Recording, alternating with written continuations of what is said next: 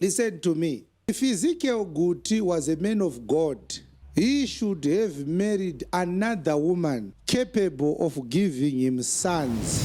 Now I'm sitting here. Today is 1 February 2026. Yes. Zayoja is going to split. Isi chechi Zayoja kaistakaipinda hatonyatso kutaurira zvakanyatsojeka. Hakuna munhu waMwari anonyimwa mwana mukomana naMwari.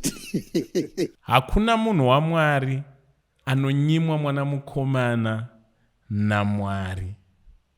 Is this a fact? Ndozvinotaura Bhayibheri. Ndozvinotaura Mwari. Don't talk about Ezekiel Jr. now. We all know that he could not amount to a son. Kutoshaya mwana mukomana kwaGuti isaini yekuti wanga akatukwa naMwari uye kuti wakanga achitya Yuna. Ziko is a journalist. He comments on doctrinal matters. Whatever gives Zigo $1 is what he will publish. At best, he's a journalist. He's a journalist. Journalist. Journalist. Journalist. Journalist. Pane battle risiri kupera anytime soon, which is the battle between Zayoja Forward in Faith and Apostle T.F. Chiwenga. Vice versa is actually the correct thing. The battle between Apostle T.F. Chiwenga and Zayoja Forward in Faith. But I rightly understand that battle. Why? Because Apostle T.F. Chiwenga once attended Zayoja Forward in Faith. He once attended UFIC. He actually talks about those things. Actually, in this video, he actually talks about my experience avakamboita kutosvika pakuenda kumusha kwababa Goti vachiita fact-finding mission or anything of that sort. So vanhu hobo vanobuda Zayoja vanobuda because vanenge vaineka kukwesherwa kavanenge vaitwa.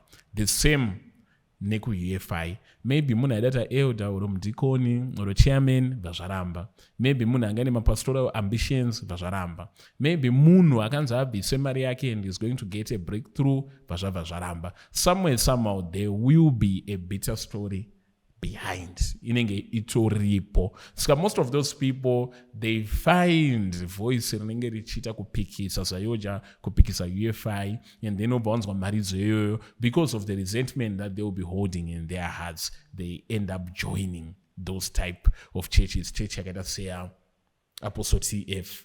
Chiwenga. Apostle T.F. Chiwenga, I believe, would once in a while he rage base those members wangori ku Zayoja, wangori ku UFI by reminding them about Zayoja, by reminding them about UFI. So akagaragara womboita ka rage bait kanenge achikoka hasha dzekuti hey kwatani tiri kuIjipita kuya kanenge achikoka chi hasha. And I believe that is exactly what Apostle T.F. Chiwenga is doing in this video, where he attacks Zayoja Forward in Faith, where he predicts, kind of prediction actually right, that it's going to split up, where he questions the consecration of Joe Guti as the Archbishop of Zayoja, where he questions also the biblical precedence of the consecration of an Archbishop. He questions also, am I Guti, many credentials here, as a woman, kugadza an Archbishop. And he goes further to describe Zayoja Forward in Faith as a business. And the appointment of Joe Guti was just to protect the fortunes of the Guti family through that business known as Zayoja Forward in Faith. It's like, I'm not going to talk about the last one, where he talks about Baba Guti and his son, and his failure to have vana vakomana vakawanda. I really believe that he crossed the line. So we are going to listen to it right now, to react to it, and then ndobandakupai assessment yangu as well. Murume anonzi Joe Guti wakagadzwa na Ezekiel Guti kuti ave maapostora. Tokubva azonzi ndiye akutungamira Zayoja kubva pakushayika kwakaita Ezekiel Guti. Izvozvo zvega zvakanga zvagara zviri zvinhu zvinoda kuti zvionekwe kuti hazvisi zvaMwari. iyi haisi continuity yekereke yaMwari. I-continuity, i-succession arrangement ye-family business. Joe Guti is not pursuing the continuity of the Church of God. He is pursuing the stability of a family business called Zayoja. We said it. Mwari haangambopererwa nevaranda zvekupedzesera tora muzukuru kana mwana waatete kuti hanzi ndiye anotungamira kereke, kana kuti mwana wemunin'ina kana mwana wemukoma. Iyi nyau yakakosha. Indoda kuti vanhu veZayoja musandigumbukire, ndiri kutobvunza zvakakosha.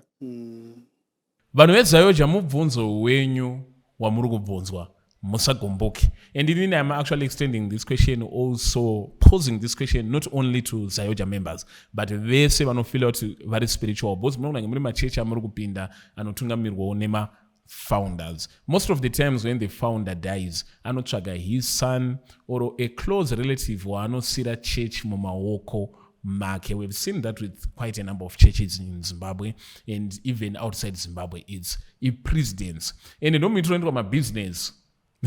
Don't mean to enter my fame. Wananosira vana vavo. You get what I mean? But in these ways, zvinofana kuitika kuchurch.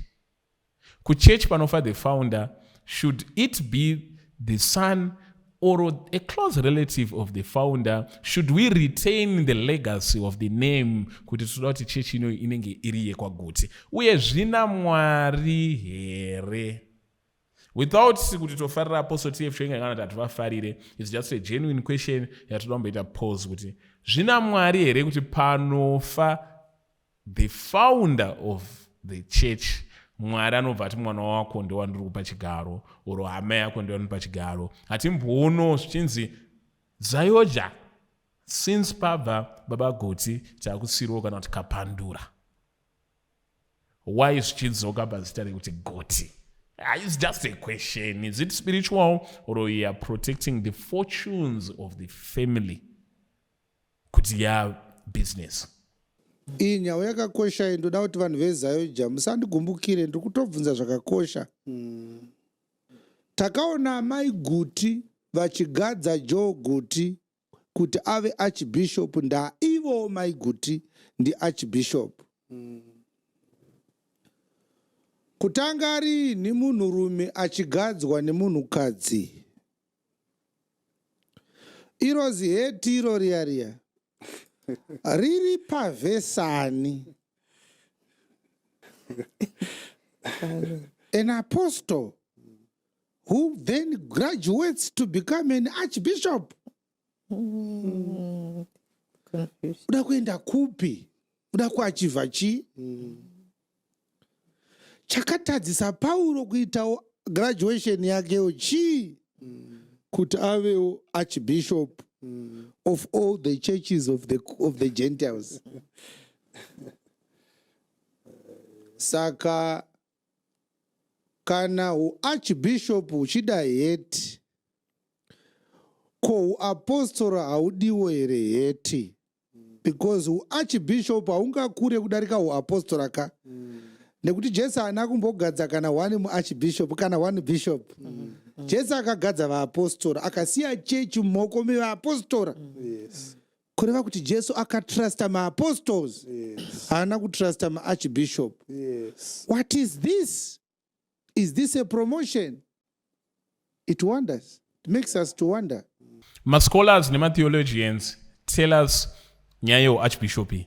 An Apostle Joe Guti, of ones who have been promoted, they are now an archbishop. Pane reringerero spiritual known the archbishop, chichipa fivefold ministry, the chip chombe or apostle or archbishop. But then I would well understand go to archbishop and go to structures or with an organizational hierarchy in a church, and no fungo to know much in the meaning. Of course, I know that I got dramatize or pegama ningivan got runica Catholic over or chichi, but I forget his neighbor sasteric, kosha if fivefold ministry. Of course, we can have an archbishop, chairman or a president or a chi, but in spirit kuba an apostle, kuba an evangelist, kuba a prophet, kuba a pastor, kuba a child of God. But Tuesday, this will be a very lengthy video because we are looking at these things in deeper detail, manj. And I want Pama submissions are in the comment section. She need deeper detail as well. Now I'm sitting here. Today is 1 February 2026. Yes. Zayoja is going to split. Yes. Put these words into your library. One day we'll be sitting here. It's going to split. Because it's a business. Yes. But it is a dubious business that is making one family rich at the expense of every other family which has labored over the years to get the business afloat. Yes. So there are people senior in that business who are not happy. Yes. They may try to contain the explosion, but it is no longer avoidable.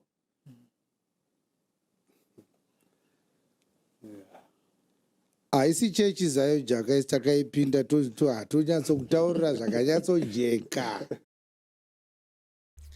Aya futi ari kuitwa aya he's saying things which would assume kuti maybe anenge ane inside information or pane vanhu vari kuvaudza. If that is the case, kana uripo uri kuona zvinhu zvichiitika muzayo chaizvo kuti kune vanhu vari aggrieved, kune mabishop nemachi asiri happy ari kufila kuti chinhu ichi, komenda mucomment section ungotiudza maybe in vague language kuti kuti une mawana atoriko. But from the way I'm listening, of course zayoja inogona kusplita, machances ekuti achadosplita are very high. So does many other churches kuti founder wacho of course anosplita. Whether it will be a major split kuti church not same into two, poita two major splinter group, or maybe pachangoita kuti ma splinter group tudiki tunechikobuda muzayoja. Ndozvatendada kuzoonawo kuti inenge ri split yayo kuti tingadotaura kuti zayoja yasplit here oro vamwe vachangobudawo. Haisi chechi zayo jaka takaipinda hatunyatsotaurira zvakanyatsojeka. Ndara hapana kana chaizikanwa kana one. Actually, in the process of time, honest people shall come out and expose the fraud that was done in Zayoja concerning the so-called books that were written by the so-called Archbishop, Apostle, and Servant of God. Was Guti intellectually competent to write books? Of the books that are allegedly written by Guti, how many did he actually write? Yeah. I listened to him and I read those books. The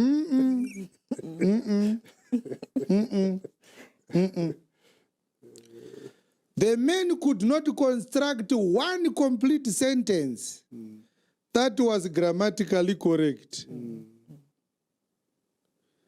How did he manage to write books? My books, maybe Apostle Chiwenga does not know.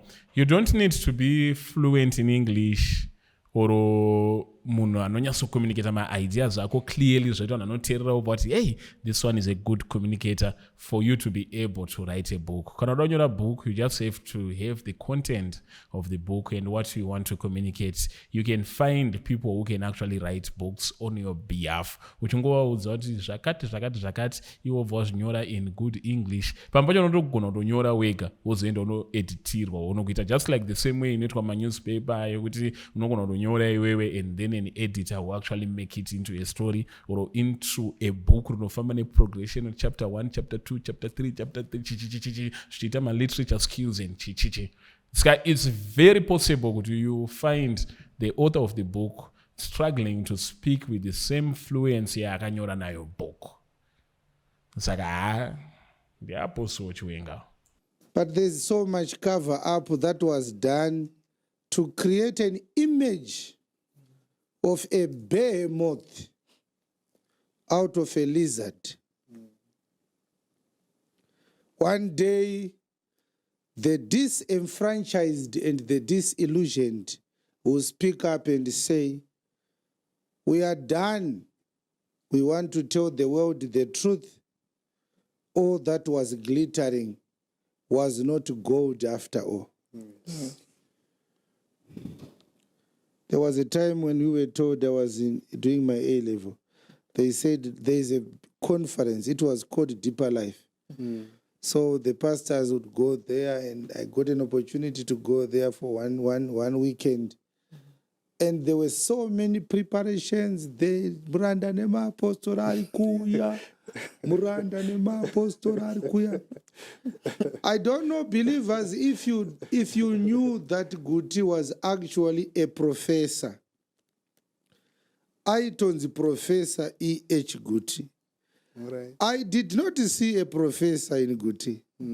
No, autangire pakuita professor baba. Unotomboenda high school, woenda unoita undergraduate degree, woita a postgrad. Zvinonzwikwa. Zvonzwikwa. Kuti Guti anga ari professor. We are not idiots.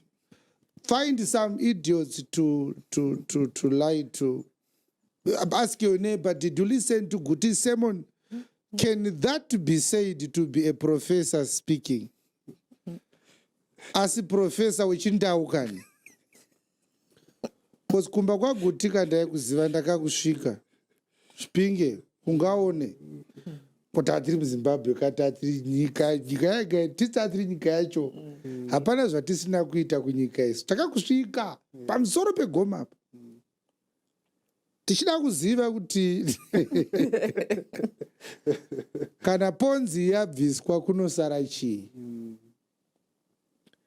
That Guti was a professor is a scam.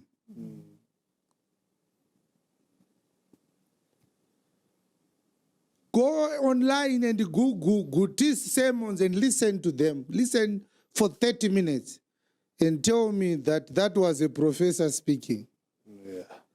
Now there's another part of this video which actually worries me, because it clearly shows that Apostle T.F. Chiwenga does not understand my types of professor that we have in the world or academics or chichichi. Kune maprofessor ekuti you become a professor because you wafunda wajika mabhuku vawanyora vawabva wadi ukaexamine wakwadi until a university gives you that title yekunzi waprofessor.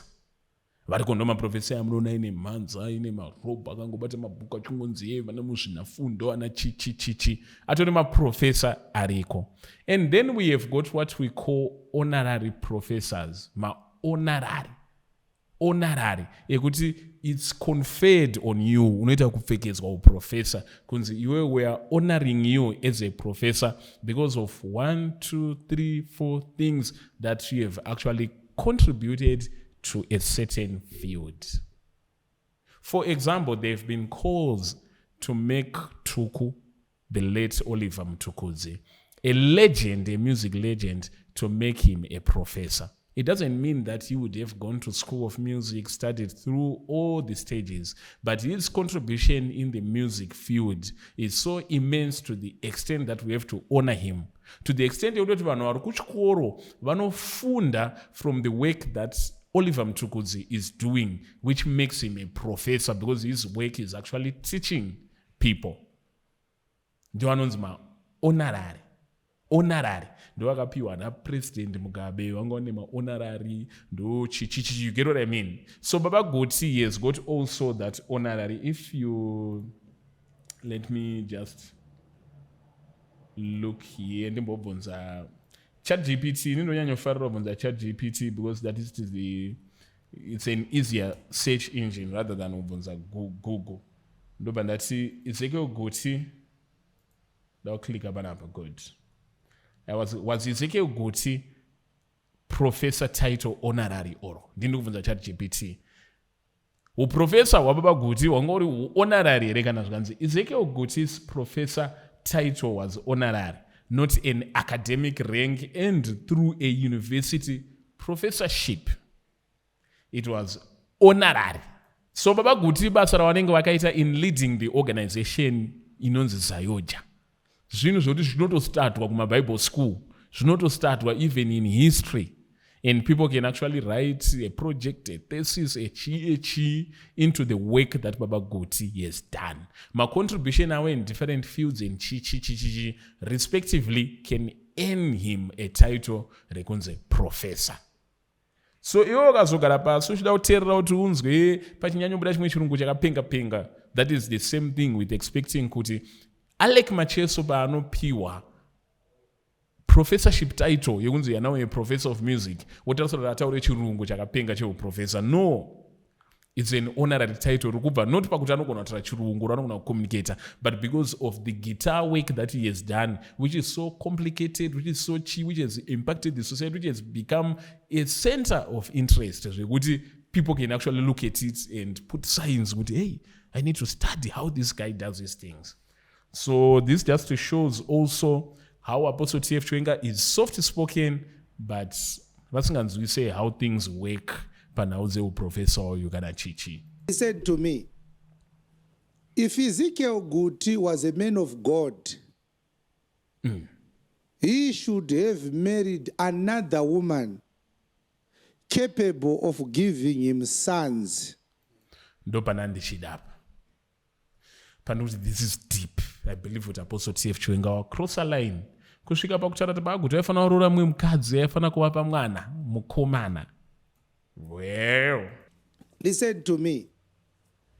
If Ezekiel Guti was a man of God, he should have married another woman capable of giving him sons. What stopped Guti from marrying another woman was not holiness. It was imbecility that is based on ignorance of the law of God. Hakuna munhu waMwari anonyimwa mwana mukomana naMwari. Hakuna munhu waMwari anonyimwa mwana mukomana naMwari. Is this a fact? Ndozvinotaura Bhayibheri, ndozvinotaura Mwari. Hakuna munhu waMwari anonyimwa mwana mukomana naMwari. That has never happened. Don't talk about Ezekiel Jr. now. We all know that he could not amount to a son.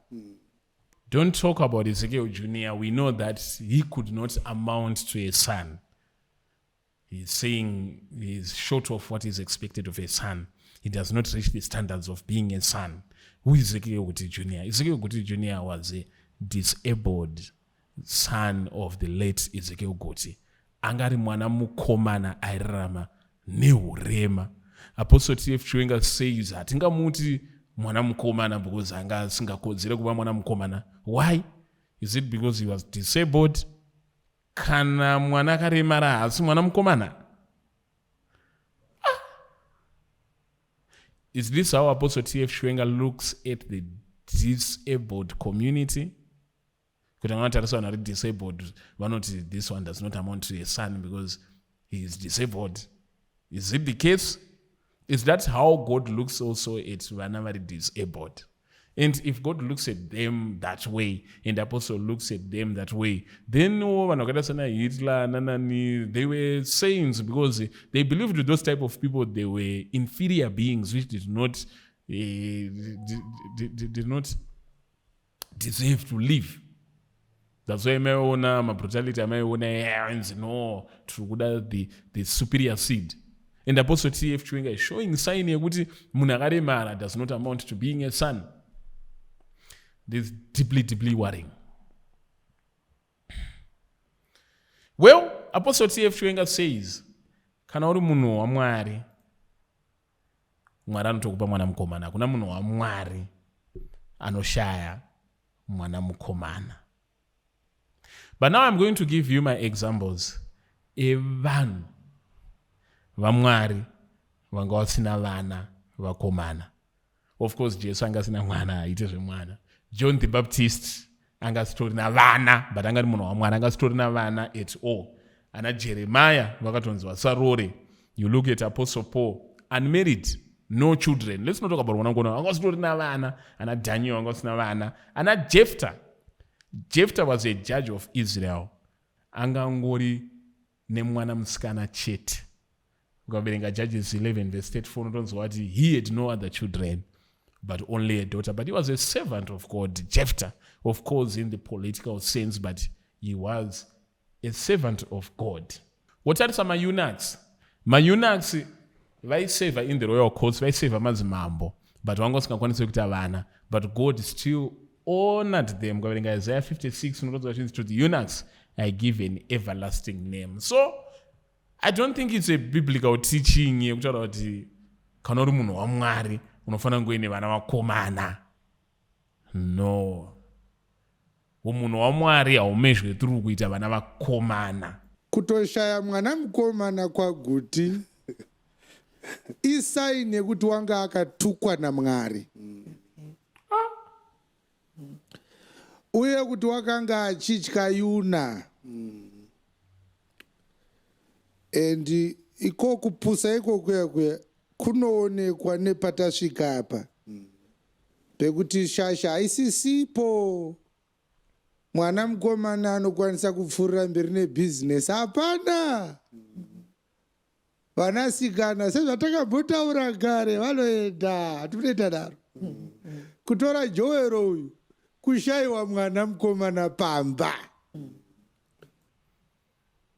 Loki Apostle Chiwenga urikubvuma kuti ndozva vanosubscribe also to kuti mwana mukomana achatora chechi yaenda. Ndosaka kuti baba Guti vangu vakapusa vakatora Joero ari mwana wemukwasha. But mwana hachisi chipo here chinobva kuna Mwari. Mwana chipo chinobva kuna Mwari. Kuseta mwana mukomana kupusa here kana kuti ndozvaunenge wapiwa naMwari. Dai Guti anga ine mwana mukomana, I can promise you, ndiye angadai akasara neZayoja. Yes. Zvekuti Yuna anakupa Guti mwana mukomana haisi coincidence. Haisi coincidence. Vakatowanda vanhu vakadaro. Zuro ndizuro izvezvi. Synagogue Church of All Nations iri kutungamirwa namama nenyaya iyoyo yatiri kutaura. Pane zvinoitika so. Ende hazvireve kuti ane mwana mukomana ari holy. Aiwa, asizvo zvazvinoreva. Asi tiri kungotaura bedzi kuti humwe urombe hunodarika mwero. Saka izvezvizvi muri kufunga kuti dai Guti wakanga aroora mukadzi anogona kuzvara mwana mukomana aenda kuHadesi Guti nenhau yemukadzi anomitira mwana mukomana, aida kupuruvha kuti akarurama nekugara nemukadzi wani asingagoni kuzvara mwana mukomana. Saka Guti anga akarurama kudarika Jakobho. Saka Guti anga akarurama kudarika Dhavhidhi. Saka ari pavhesi ani Guti. Ane vhesi Guti inotaura kuti ari pamwoyo paMwari. Dhavhidhi anga ine vanakomana 19 kaiwe. Kwete 2 aiwa. 19 sons. Nevakadzi vanga 6. Saka David anga ine 6 madzimai. Guti anga ine 1. Mubvunzo ndewekuti, is Guti more holy than David? Ko Apostle Chiwenga nevakadzi vangani?